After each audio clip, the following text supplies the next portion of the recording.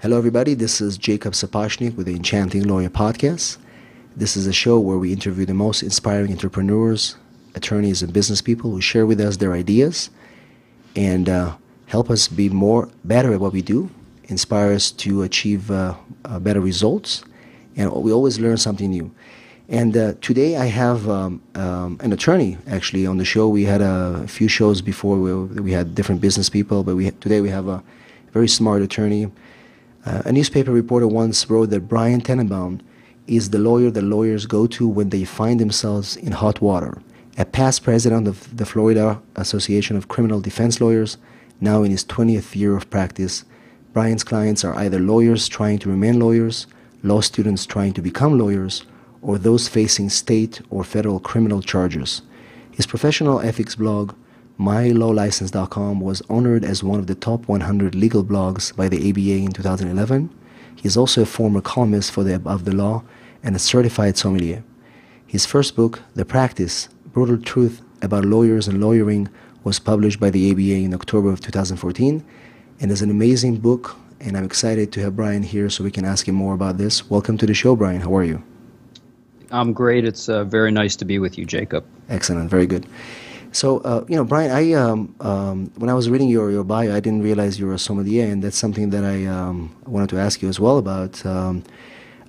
What are some of the things that you think lawyers should be doing outside of their profession? Because I think in the book you also mentioned that we are lawyers, but it's always nice to have different hobbies or something that will change a little bit of our routine. And in your case, and I know it's a big passion of you, the wine business. So how has that helped you in the legal profession?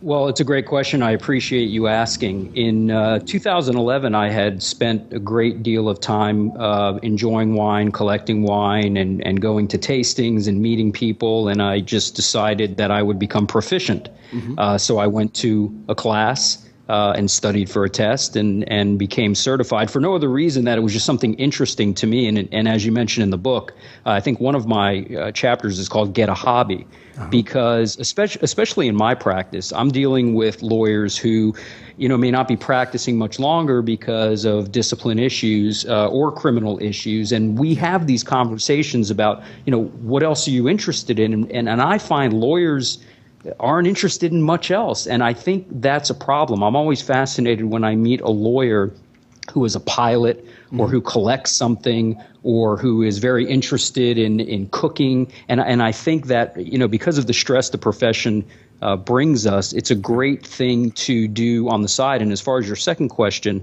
I've gotten a tremendous amount from being involved in the wine world because I'm around non-lawyers.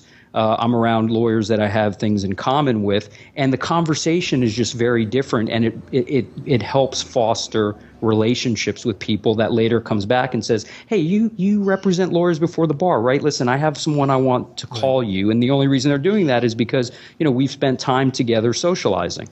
Right. Excellent. And I will that's why I wanted to do this different marketing things and research and do my podcast, because it kind of breaks the routine of me being an immigration lawyer, going to court and dealing with people's problems. It's a way to kind of shift your mind from something different.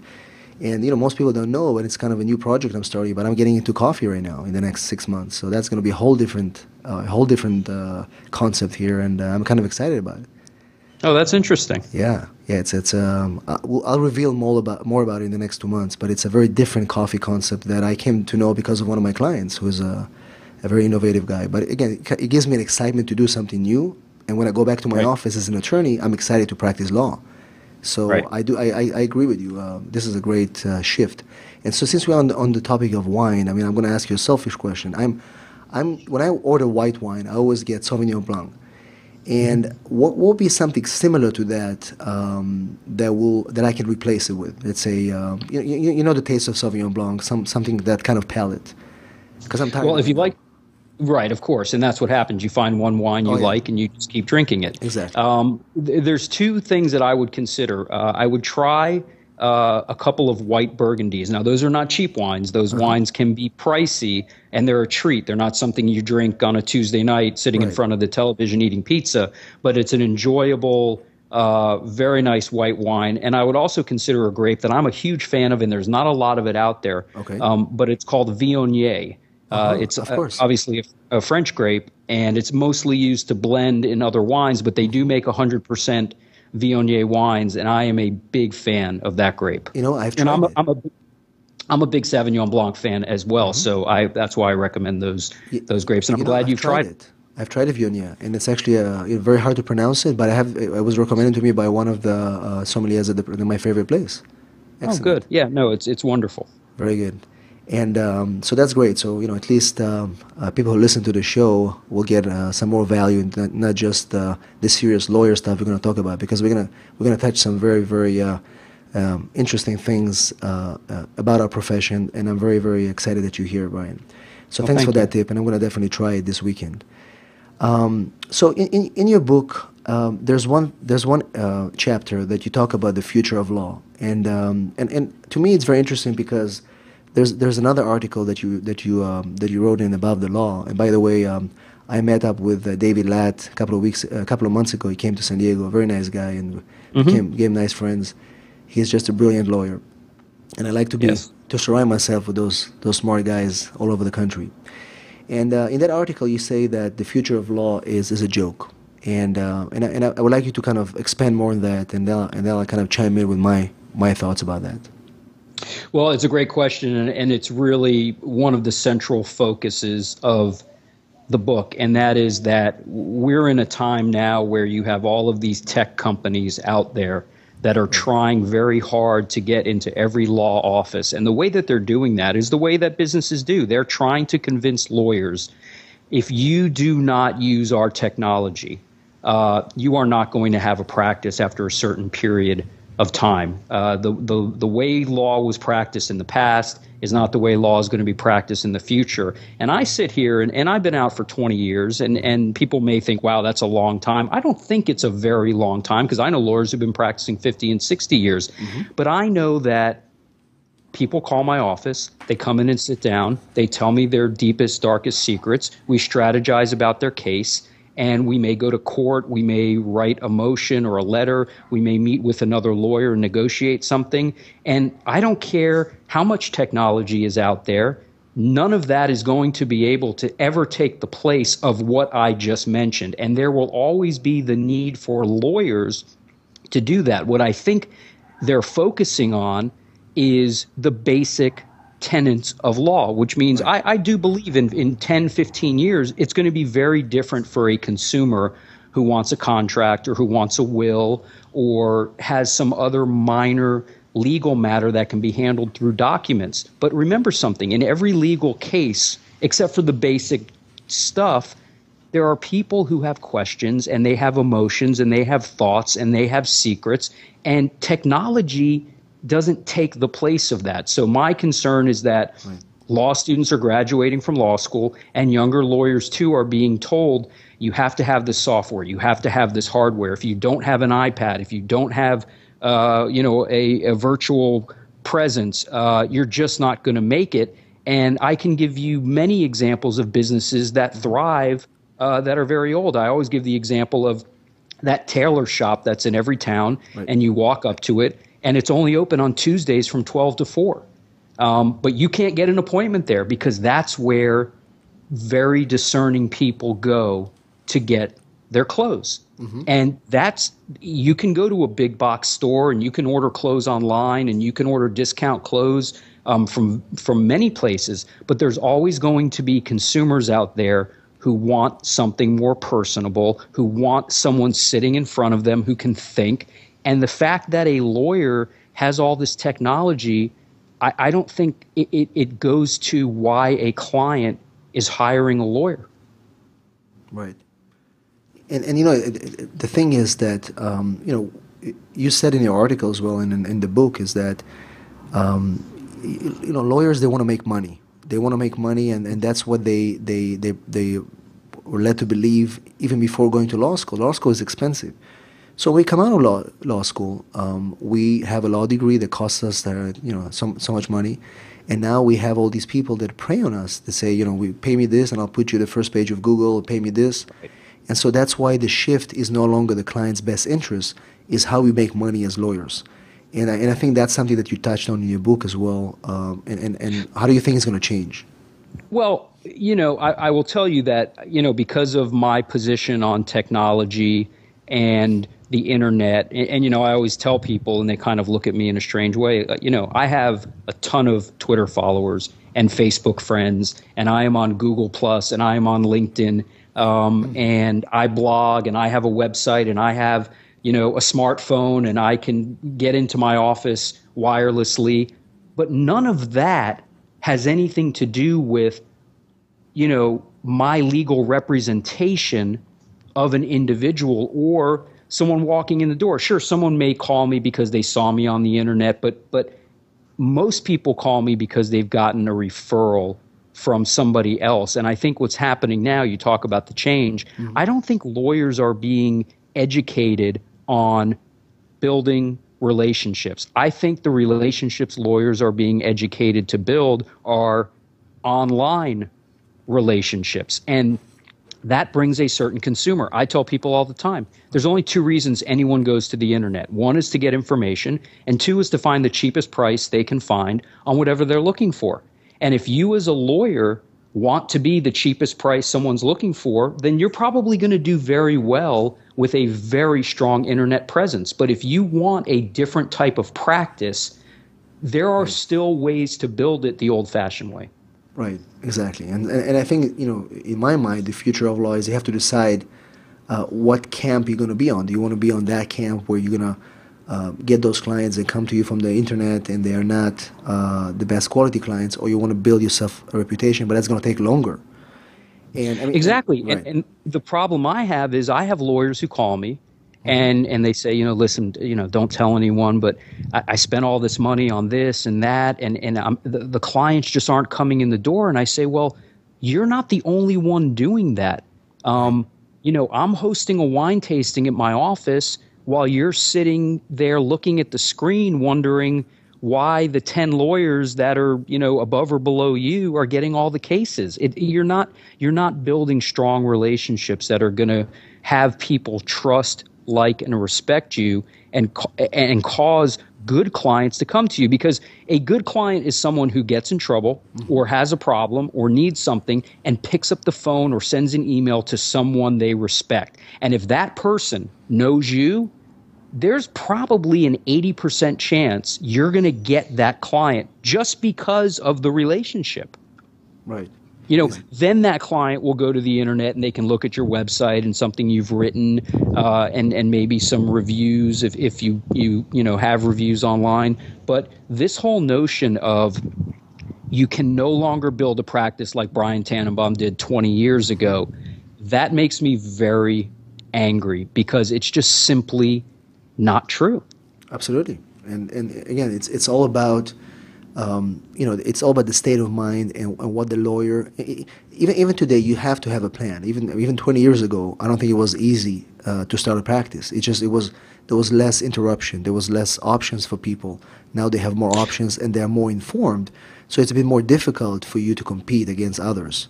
That is a great point you made about how there's more options and people are more informed. And that's why I think lawyers should spend more time on the internet producing quality content. Because if you're just trying to be on the first page of Google and you're just, tweeting out automatic links of news stories relating to your practice, listen, I think every lawyer should be on Facebook and should have a Twitter account and should be on LinkedIn and should have a website. But that's not how you build a practice.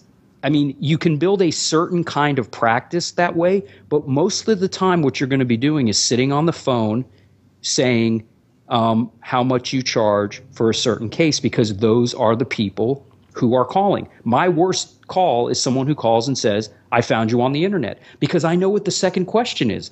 How much do you charge? Right. And, maybe I can talk to them and listen, have I gotten cases on the internet? Probably less than 5% of the people who have called. And listen, I think people need to be representing people that don't have a lot of money. I'm not talking about that. I'm talking about asking yourself what kind of lawyer you want to be. If you want to have a volume practice, that's great. That's not a problem. But you still have to be a lawyer. You still have to represent clients and do it competently. Right, and build a foundation. And again, most lawyers right now, they're kind of shooting in the dark, and they're really scared. And I don't know if it's something that you feel around people who talk to you because they know what you do and after the book. But my feeling is that a lot of attorneys are actually scared right now. And you gave an example in that article of yours that you mentioned the future of law is a joke. When you give an example, and I'm not going to name that person, where that person had a seminar, online seminar, where they were going to teach attorneys how to make money. And you mentioned that that person actually went through a bankruptcy themselves. So they actually failed in their own practice, and now they're teaching others how to make money, which is kind of crazy. But they had people sign up for that. And you said, well, I can do a seminar how to be told, and I'm sure people are going to come and sign up for that seminar too, right? So right. And you know, that's a whole, other issue that's very important to me, because as lawyers, we're trained to ask questions. I mean, that's really what we did in 3 years of law school, was we questioned precedent, and, we learned how to ask questions and how to investigate and how to discover issues. And now we get out and somebody comes to us and says, listen, I can make you money. And the first thing we do is hand over a credit card without even thinking about it. And again, I've received these calls from lawyers, mostly young lawyers, who say, listen, I spent $5,000-$10,000 on this, marketing guru, and nothing's happening. And, the other thing is I'll go to a cocktail party today and I'll ask a lawyer, how's your practice? And they'll say, oh, I'm getting a lot of hits on my website. And I usually am very polite and I say, oh, that's great. I'm happy for you. But what I really want to say is, what does that mean? Right. Because are these people turning into your clients? And I think, in sum, my philosophy is, because people will say I hate the internet, which I don't, is I think there needs to be a balance, because a lot of marketers are out there today saying you can't just do good work anymore and get hired. I would say 50% of the people who call me, it's because they've heard I do good work. The other 50% are referrals from other people. Maybe they saw me online. Maybe they saw an article that I wrote. But we can never get away from the fact that the best client you will ever get is a client who says, I'm hiring you because you represented, my best friend or my, colleague, and you did a great job for them, and just tell me how much it is. You're my lawyer. Right. Right. And again, this is something that attorneys must understand. And the ones that are using social media, and I said in my case, I found a way to use it effectively, in not in a marketing kind of way, but in a reputation building kind of way, where eventually it gets me the same kind of results, where people say, well, we followed you and we feel that you are competent, and we heard that you work with this person, and then they'll hire me, as opposed to just somebody who finds me online and they'll call and try to haggle the price, which is the worst kind of client. Brian, I wanted to ask you, if somebody comes to you right now and says, I want to start my practice, how do I make it successful? What would you tell them right now? What are some of the tips or some of the wisdom you can share with somebody who wants to, whether they're a new attorney or somebody that worked for a big firm and they want to go on their own? My first question to them would be, how do you envision yourself in 5 years? What would you like to be? Would you like to have a law firm with a partner? Would you like to have 100 lawyers, 20 lawyers? Do you just want to be a sole practitioner? And then my next question would be, what kind of law do you really want to practice? And after I get those two answers, then I give them the bad news, which is, listen, you just went out on your own. You just started a firm. You're going to have to be flexible. I don't want you taking cases you have no idea what you're doing, but I want you to be flexible. If you were a prosecutor for 10 years trying the most serious cases, and now you're going to go out and be a criminal defense lawyer, you're going to do traffic tickets. That's just the way it's going to be. And you have to do that, because the guy you represent on a traffic ticket who's never been to court in his entire life, and you get his case dismissed, thinks you're the greatest lawyer in the world, and 2 years from now he's going to call you because there's a very serious case and you handled his case great, and he doesn't care that it was a ticket. So that would be the series of questions I would ask. If you're coming from a big firm, I would tell you, be very careful about money. Let's not talk about what you made at the big firm. Let's talk about what you need to pay your bills, and let's focus on that amount of money. And the other thing I would say is start developing relationships out there. Go to every bar event and non-bar event and just start shaking hands with people and say hi. And eventually things are going to start happening. It's just the way it is. When you're around people, conversations start, people have memories, and you wind up getting calls. Excellent. And so, Sam, you talk about relationship. You have a chapter in the book that is completely, chapter 5, it talks about networking, which is a great part of the book. And I'm wondering if you can share with us some of the tips you talk about networking, because I think people don't really understand how to network properly, especially in our business as lawyers. And perhaps even share a couple of examples, if you have, about good networking. Well, one of the biggest criticisms I get is my position on business cards, where I say business cards are a waste of time. Yes. I don't carry around business cards anymore, really because of the internet. Because if somebody wants to get in touch with me, I'll take their card and I'll send them an email and they'll have all my information. Or I'll say, listen, just type my name into Google. Right. You'll find me and you can get my email. And then that's another way of getting them to learn a little bit more about me, although they're going to do that anyway, because that's what we do. Anytime we meet someone these days, we do a Google search and we look them up. So my first philosophy about networking is put the business cards away. Business cards are for the end of the conversation. Never hand it to somebody unless they ask for it.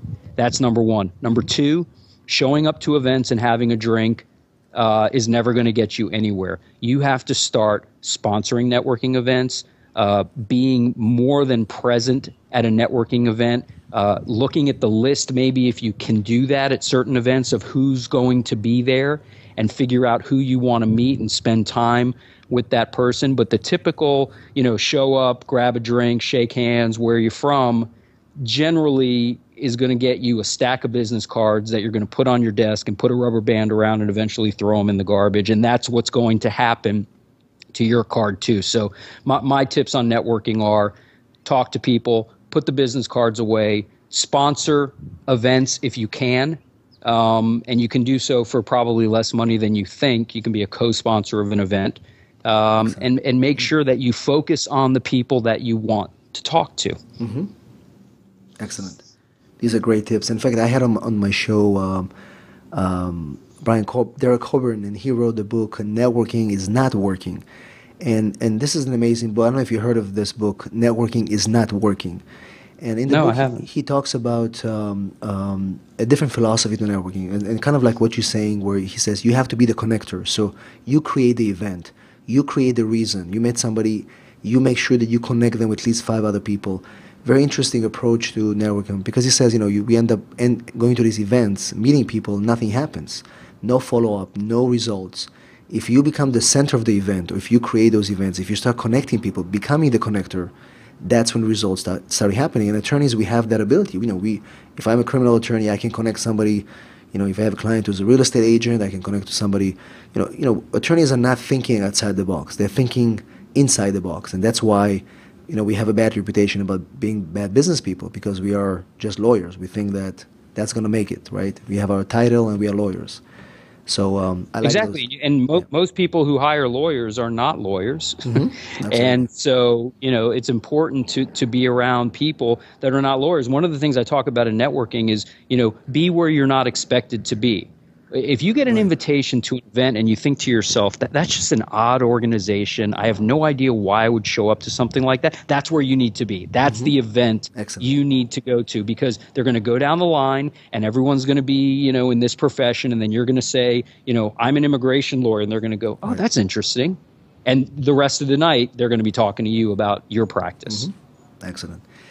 So, Brian, I had before our show, I emailed, I did a little survey with some of my audience, and I got a few questions for you before for me to ask you on the show. And some of the questions are, what to do when business is slow, when the practice is not generating client. We all have these cycles. What do you do in those months or weeks when there is no business, when the phone is not ringing, What are some of the suggestions you can suggest to these lawyers to do during those weak low moments? The first time it happens is very scary, and I write about this. I got out of a law firm and that I worked at for a very short period of time, and I went out on my own. In the first couple months, I made a lot of money, and I thought, wow, this is the easiest thing I've ever done. And then came June, and I got no business, no calls, nothing, and I freaked out. I said, oh my God, it's over. And then July came. And things picked right back up. And so now, 15, 20 years later, I'm not saying that I'm used to it when it happens, because it still happens. And any lawyer or law firm who tells you they don't have slow times is lying to you, because it happens. There are cycles, and it's just the way it is. You have to learn to work on the stuff that you have, because you're not bringing in new cases, and maybe go to an extra event or two, or pick up the phone and take someone to lunch and say, listen, it's been a while since you sent me a case. Is something going on? Is there a problem? Are you using somebody else? I want to have an honest conversation with you. A lot of lawyers don't like to do that. Right. But that's the time that you start rekindling old relationships. Maybe look at your marketing plan. And another thing, which is not very popular, is get out of the office. If things are slow, go do something else. Take a day off, go play golf, go, build something or read something, and just kind of take your mind off of it, because what's going to happen is things are going to get real busy, and you're going to think, oh, I could have taken those last 3 days and gone and seen my mom, or gone to, see my brother, or done whatever I was going to do. And I think lawyers just kind of freeze. And I think when things are slow, that's the time that you look at your marketing plan. You get out there a little bit more, you work on the stuff you have, maybe clean up the office a little bit, and then maybe take a little bit of time off. Mm-hmm. Absolutely. And, again, the natural thing to do is to freak out, is to become depressed, is to become worried, is to fire the receptionist because you're worried. And I think what you just said is very important, because things are going to get better. Just don't think about the bad times, and do something that maybe take a little course, maybe the marketing course you always wanted to do, the good ones, or maybe take something nothing to do with law, music class or something. The other thing too, along that, because I wasn't thinking about, things are slow, and I'm talking about for an extended period of time, more than a month or 4 or 5, 6 weeks. That's a time when you need to start thinking, I may be doing something wrong here. And you need to start sitting down with other lawyers first to find out, are things slow everywhere? Because nobody likes to do that, but it's a great conversation to have. Yes. And once you get older, I'll call my buddies now who are 20, 25-year lawyers and say, hey, how are things? Are they slow? Yeah, things have been kind of slow the last couple of weeks. Okay, yeah, me too. So then there's kind of, misery loves company. So, okay, It's not just me. But it maybe you're doing something wrong. And you need to evaluate whether you're in a practice area that's just not working for you, or there's something else internally in your office that's preventing you from, keeping that flow of new business. Excellent. That's great advice. And I'm sure that some of our listeners that are listening and they're going through some rough time right now, that's something to do, because if it's not working for a longer period of time, then there's a problem, and you have to get the problem before it's too late. And I will tell you something else that I believe in, and that is never disappear. On the other side, lawyers get very comfortable with, I've got enough business. I've got, 5 clients a month on retainer, and I don't need any more. And I don't need to go to networking events anymore. I did that when I was 25 years old. Don't ever stop doing that.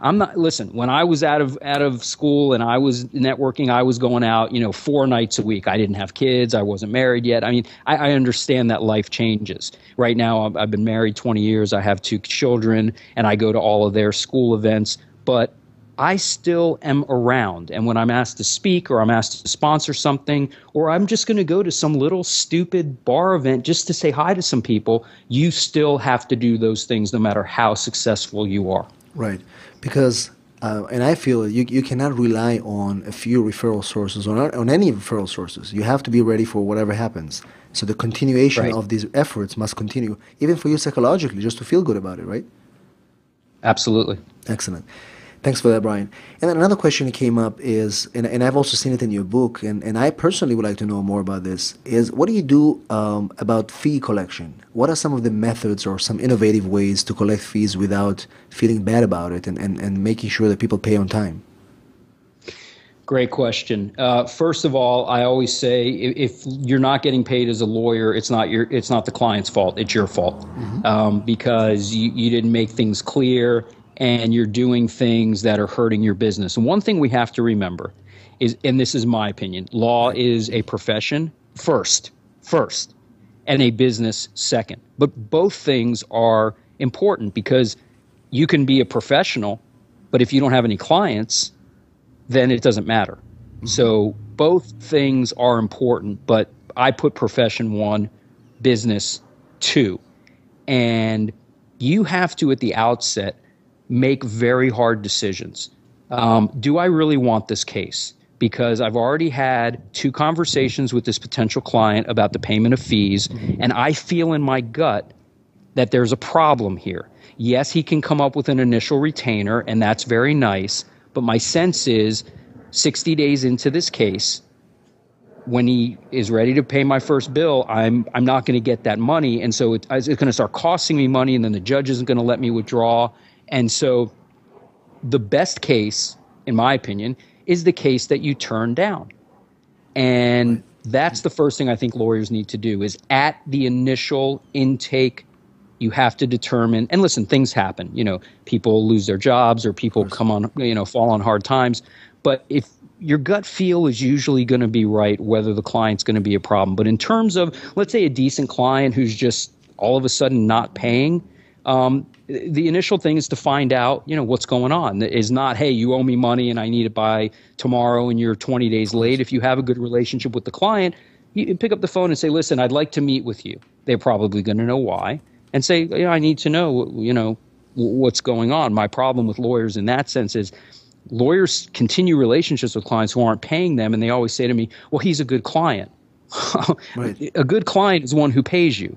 A good client is not one who gets your bills and doesn't pay you, and you think eventually it's going to happen. So I think lawyers need to be a little stronger on the financial side. You initially come off very polite. Listen, I know you have a business. I run a business too.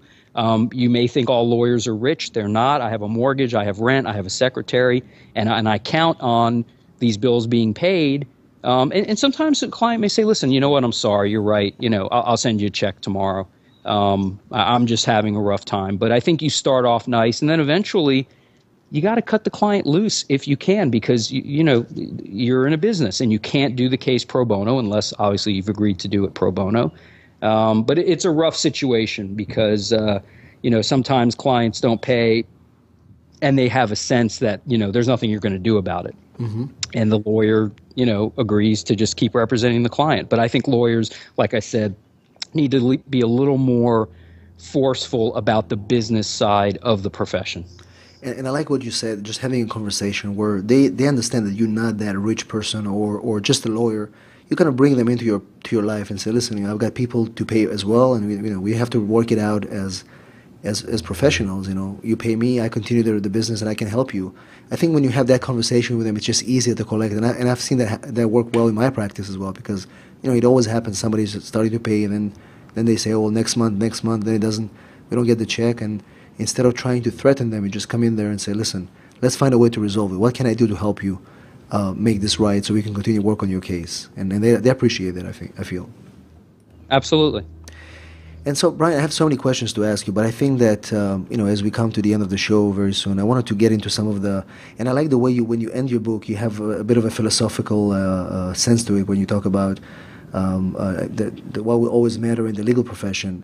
And I'm curious, tell me a bit, how do you find meaning in the practice of law? I mean, and you do it for 20 years. I mean, I've been doing it it's my 11th year. I know there have been lawyers who are practicing for 50 years and they're not happy. What do you think is the secret to find meaning in the practice of law? You have to feel like you've accomplished something. And one of the problems I see is, especially when it comes to civil litigation, I find lawyers will say, I don't know what I'm doing here. I'm filing motions. I'm agreeing to extensions, negotiating settlements, but it's money and paper and negotiation, and I'm not really. This isn't why I went to law school, and that's another discussion. Besides, what type of lawyer do you want to be? Why did you go to law school? I mean, I can't remember the last time like anybody asked that question. Why did you go to law school? And so I think the way that you find meaning in the practice of law is you just do something that's outside of your general practice area. If you're doing that kind of boring, paper pushing civil litigation, maybe you call the guardian ad litem program or the juvenile courts and say, listen, I'm a civil lawyer and I need, I'd like to do some pro bono stuff. What do you have? And they'll love to tell you to come down there and represent a kid or whatever they have for you. For me, I still get a kick out of getting law students into the bar. That's the greatest phone call that I make. I mean, I call a lawyer and say, hey, your bar complaint got dismissed, or I call a criminal client and I say, listen, the state's not going to prosecute you, and I can hear most of the time the happiness. Other times they say thanks and hang up the phone. But when you call a law student and say, listen, the hearing results came in, you're now a lawyer.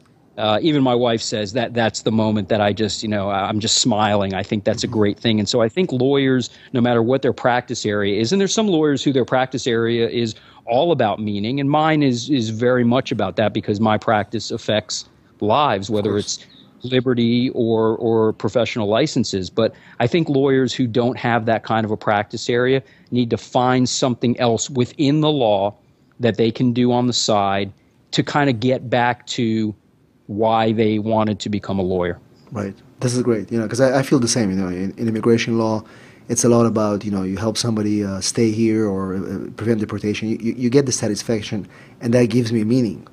But I can see how other areas, they're lacking that, and they have to find that one thing. And finally, how do we, is it even possible to have fun in the business of law? I mean, how do you have fun being a lawyer? Well, it's funny because we get back to the tech conversation, right, and Steve Jobs, Mr. Tech, who invented, everything that we have in the world of Apple. He has a quote that you see all over the internet that says, in order to do great work, you have to love what you do. And in terms of being happy, I always say the practice of law can control you. And you either let it control you or you control it. And the way you have fun in the practice of law is you take a step back. You take a break when you don't think you can. People ask me all the time, Brian, how do you leave the office at 3 o'clock to go to your kid's flag football game? And I give them a very glib answer, and I say, I get up out of my chair, I go to the parking garage, I get in my car, and I drive away. I have a cell phone and I have a laptop, and when I come back tomorrow, everything will still be there. Yeah. So I think lawyers, to have fun, need to find the other things in their lives that matter to them and concentrate on spending the time doing them. Because if you don't, listen, this is a great profession and you can do very well. You can make a lot of money. You can have a lot of nice things. But if you're not enjoying them, then it's just a grind.